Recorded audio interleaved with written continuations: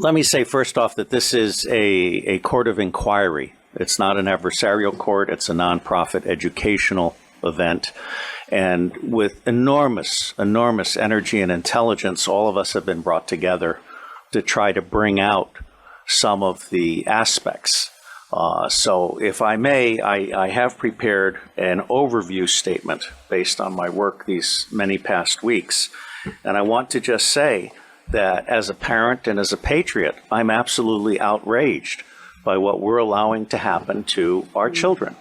Humanity is judged on how you treat the weakest member of the society. Let me say that although pedophilia, which says child love, has nothing to do with the abuse of children, these children are not just kidnapped and in some cases bred by families as a cash crop. We have people in the United States of America that breed children in order to sell them. And when they are sold, they come without birth certificates, which means it's easier to kill them and have no one ask where they are. We're also importing children by the plane load. Again, children who have no documentation. It's not just child slavery or child sex abuse. It's also child torture because you have adrenalized blood. You have the whole blood drinking ceremony of the satanic world. It's also the use of children for harvesting body organs. We'll have the Falun Gong testimony tomorrow. One of the reasons that the Falun Gong are so popular is because they're so healthy, so that you can harvest their body organs and get the very best. And then you have ritual ceremonies and ritual murder, as well as incidental murder. But I know the system. I've been a spy all over the world. I have created the Marine Corps Intelligence Command. I have trained intelligence and law enforcement representatives, over 8,000 of them from across 66 countries. They're all, without exception, good people trapped in a bad system. And one of the most wonderful things that this court could achieve, now that we've had Pizzagate, for example, which opened people's mind, is we could achieve an opening of the public mind and an absolute imperative from the public to governments, including the U.S. government, which I think is the center of gravity in so many ways. I have found in my research and preparation for this court and all of the work that will follow that most organizations that end up being used to prey on children, Oxfam is a recent example, all of the United Nations organizations, the Boy Scouts of America, all of the child services agencies across the United States of America, they did not start out as organizations to prey on children, but they attract pedophiles. And ultimately, pedophiles end up rising in the ranks and controlling those organizations, so that an organization that initially started out in the service of children becomes an organization that is in fact hunting children. As a brief on this. Now, it's not my working assumption, but the working assumption yet to be proven that the totality of the children disappearing worldwide is toward 8 million people, toward 8 million children. In the United States of America, the acknowledged number, not counting the children being bred without birth certificates, not counting the children being imported without documentation, is between 600 and 800,000 a year. Now imagine Africa and East Asia and all these other locations. I personally believe that the number we want to try to document is rising well beyond the official figures, and we have yet to learn what the actual number is, okay?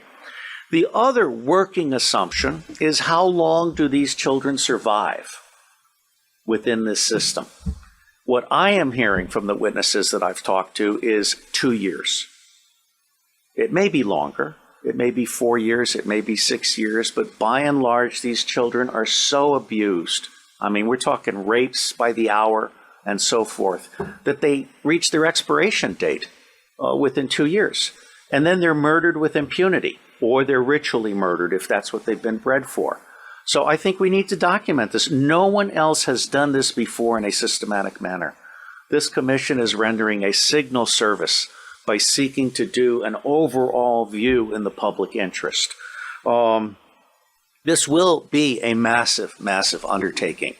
And while the preliminary attempt is to do a 6-month to 9-month endeavor, subject to funding availability and the availability of witnesses and also prisoners, there are a number of prisoners who can be debriefed, who, when properly debriefed by specialists, can really give a deeper understanding that has not been achieved by existing law enforcement and other agencies, because they simply treat these people when they catch them, in those rare instances when they catch them, as disposable goods to be thrown into prison and forgotten about. And tomorrow we will have some expert testimony from one of our commissioners who can speak to this far, far better than I. William Binney is my counterpart. He is for NSA what I am to CIA, which is to say, he is saying, as I am saying, that we can delete 70% of our respective organizations and put the other 30% to work. But Binney is also the author of Thin Thread, which is a way of doing deep discovery in unstructured databases and the internet. And so he is prepared to actually help us do pedophilia tracking worldwide. And one of the things that the other technical commission, Stephen Arnold, is very good at is de-anonymizing the internet. This includes every image having a fingerprint. So you can take an image of a child being abused, and you can track that image through the dark web. So there are resources that we can bring to bear in support of this commission's mission.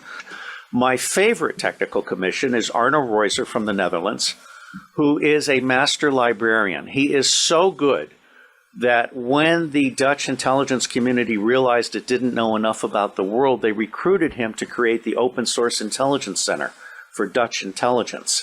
And as with the endeavors that I helped create in the United States, and in fact for Scotland Yard, very quickly people found out that they could get 40 to 60% of what they knew very cheaply using open sources of information. That's not what government intelligence agencies do today. They want to spend as much money as possible in the riskiest way possible on the most expensive way possible. They're not actually there to do decision support or answer questions. So I believe that Arno Reuser is capable of creating the world's first digital library on pedophilia. And this would be a multilingual library to include local dialects. And it would be a library that would then end up being what we call a magnet for walk-ins. We want to have a very professional ingestion system so that people can volunteer to provide expert witness to the thing, or they can volunteer to offer up their papers. There are a number of pedophiles now who are actually ready to turn over their diaries. All right, so I think we're actually doing something really, really huge. My final comment. The center of gravity for taking down the deep state. Pedophilia is both the induction glue. Pedophilia is how the deep state recruits and controls people. It is also the Achilles heel of the deep state.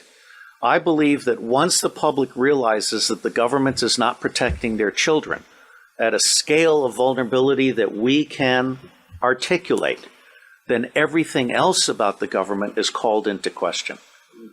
All right?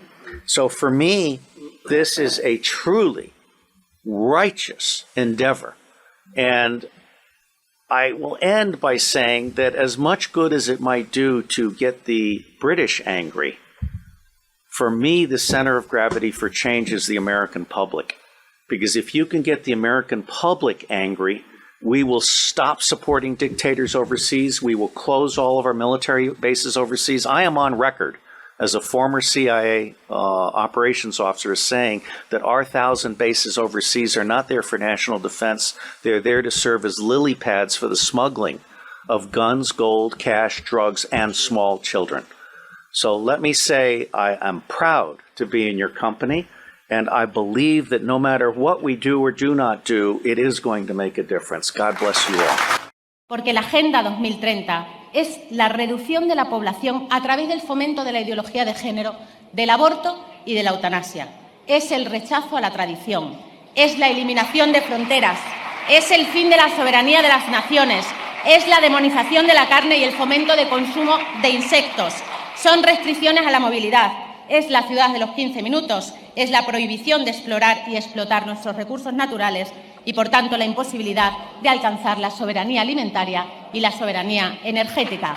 Es la prohibición del diésel, es el fanatismo climático que hace inviable la rentabilidad de las explotaciones agroganaderas, es la destrucción de presas y de embalses. Sí, la destrucción de presas y de embalses. Es matarnos de sed y de hambre. Es la dependencia, la sumisión y el totalitarismo en estado puro. La Agenda 2030 no es la protección del planeta, es la privatización de todos los recursos naturales para hacerlos inaccesibles. La Agenda 2030 es una auténtica inmoralidad.